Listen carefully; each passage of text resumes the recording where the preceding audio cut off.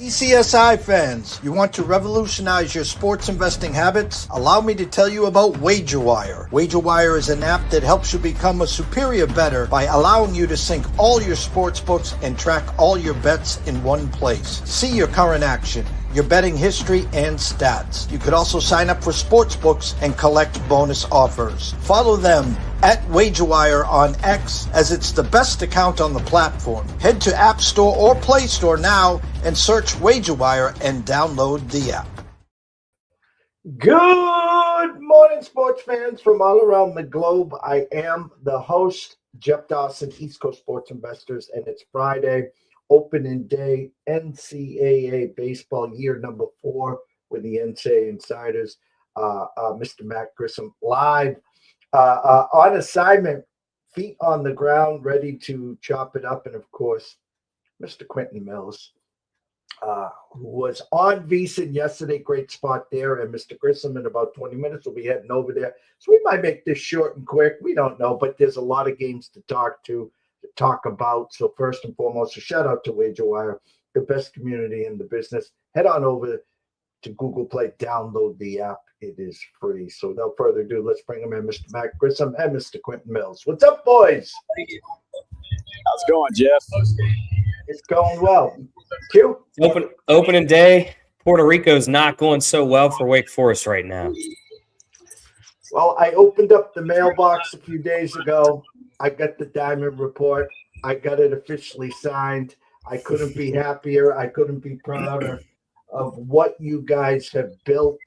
Field the dreams, build it, they will come, and they have come. Congratulations, gentlemen. Thank you very much. Thank you. Very All credit to Matt. It was a joint effort. Got a boatload of games here, boys. I want your thought process. It's first day, opening day, first pitch. I have to start by I got DraftKings up right now. I scrolled all the way to the bottom, and I saw this team called UConn minus 120 today against almighty Nebraska Cornhuskers. You both know the last couple of years how slow of a start this Huskies team has been. I read the write-ups on both sides. I see veteran leaderships infield from Nebraska. What's their kind of weakness? Maybe the strength of their starting pitching or their pitching. How in holy hell is UConn favorite today, gentlemen? I think there's a lot of hype around this UConn team, and people may be selling Ty Horn in Nebraska at this point. And we gave it out on the show last night. I like the Huskies today. I think I bet them minus 110 or 115. So maybe people followed that. I don't know. But UConn is in a weird spot where they don't play a home game, I feel like, for about 6 months or 3 months, half the season, and then all of a sudden they're up at the top of the Big East, and you're looking around like, wow, this is going to be a field of 64 team. Jim Penner's a great coach. You've got Tyler Minnick.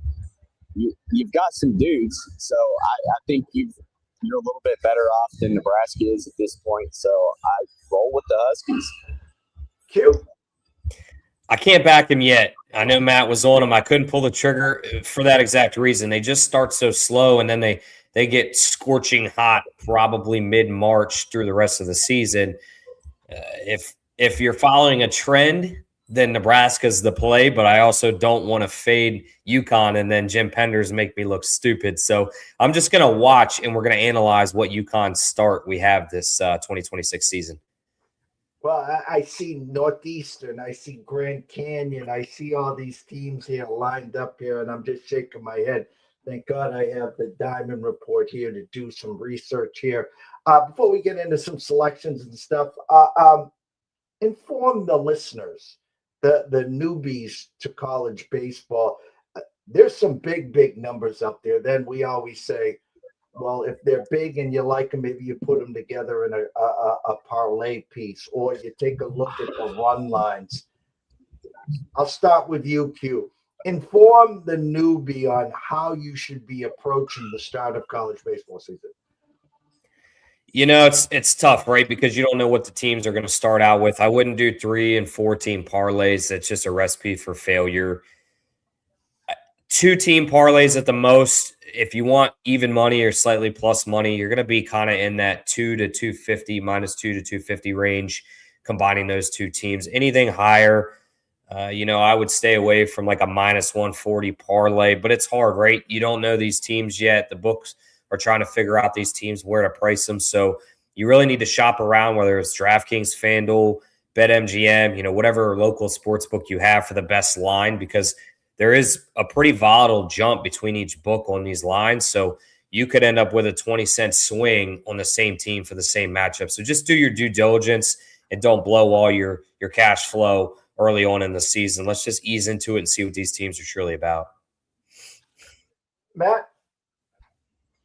Yeah, I think you hit it all. Just bankroll management, take it easy, let some stats accumulate, handicap it from there.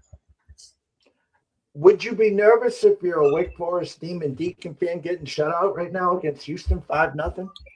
Yeah, as someone who backed Wake Forest in a parlay with Arkansas tonight, yes, I'm very concerned about the Demon Deacons.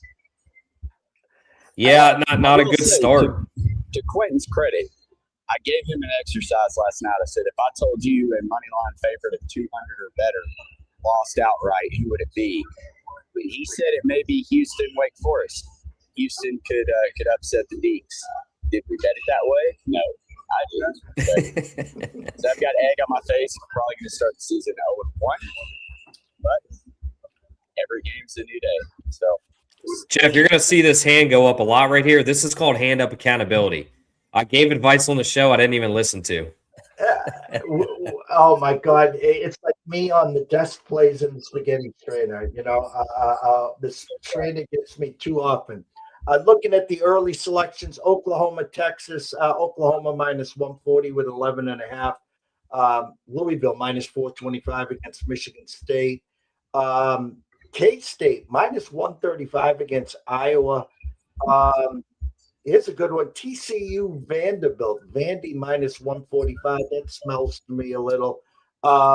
Indiana, North Carolina. North Carolina, we know at some point we'll get the bats cooking with Crisco here. Minus 280. BC, Seton Hall. I mean, Matt, when you saw the opening day board, what jumped out to you?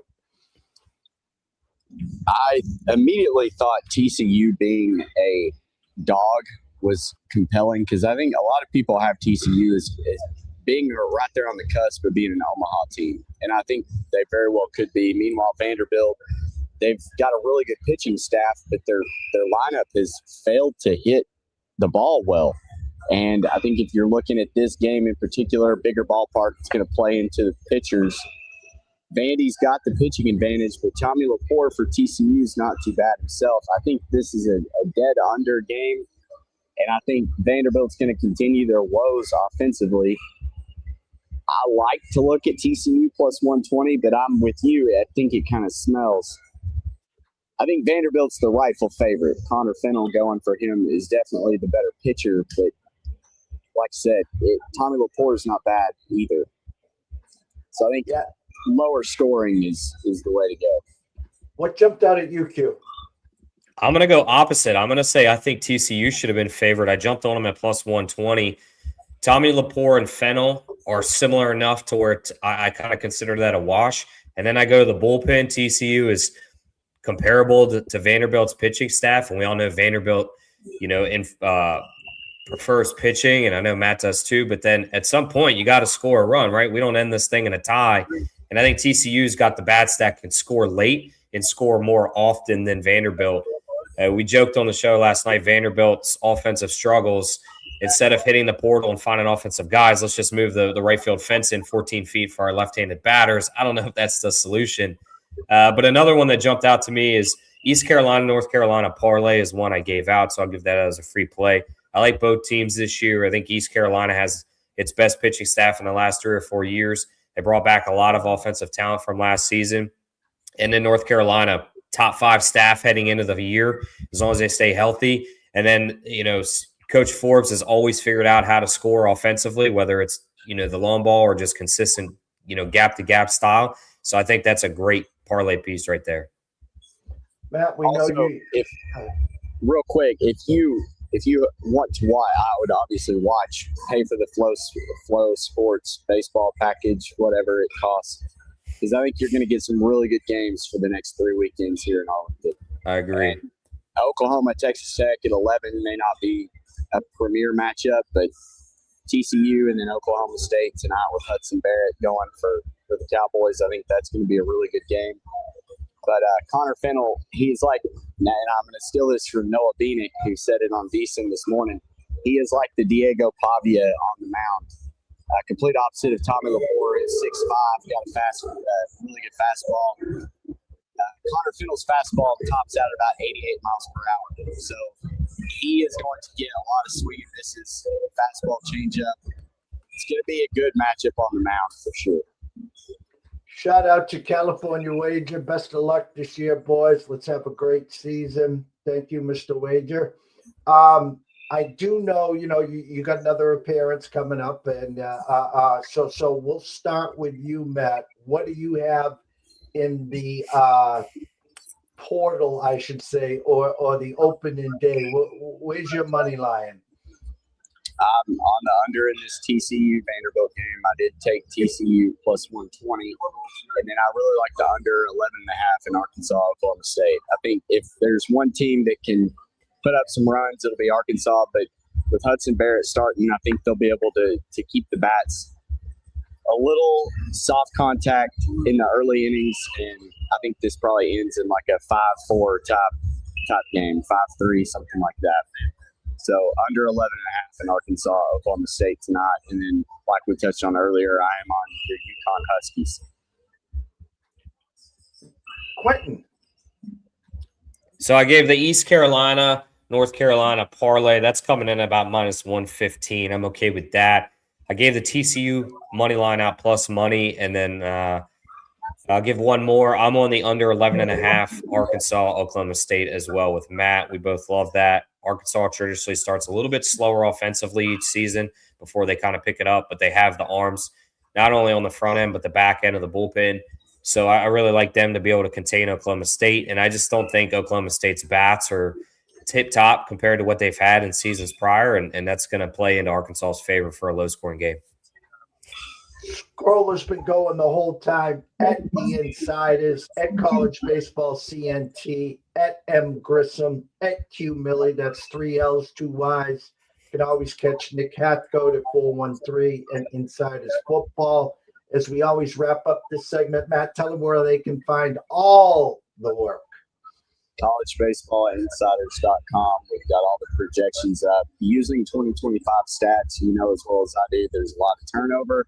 So tread lightly here in the early games and let some of these stats accumulate. We'll dial in the model, but all the pictures that we found are on the site and all the projections are up there. The total scoreboard, you can follow along. If you don't want to pay for Flow Sports, totally get it. You can follow the scoreboard there through the stats broadcast. Q? At Q Millie, like you said, 3 L's, 2 Y's. At the Insiders, that's our College Baseball Insiders Twitter. And then all of our content will be streamed through College Baseball Central. So check us out, all of 3 platforms. On Tuesday, Nick Hathcote will be back at 11 a.m. He'll be doing the midweek selections. And then Thursday, set your calendars, 11 a.m. Matt Grissom, Quentin Mills will be here regularly to talk for the weekend slate. Of course, Friday Night Lights, you can go catch Matt Grissom on VSiN in about 5 to 10 minutes. So for myself, Jeff Dawson, DC Sports Invest, the one and only Mr. Grissom, M. Grissom, and of course, Mr. Quentin Mills at Q Millie. That's 3 L's, 2 Y's. We wish everyone a blessed day. Enjoy opening day. Bet responsibly and stay tuned.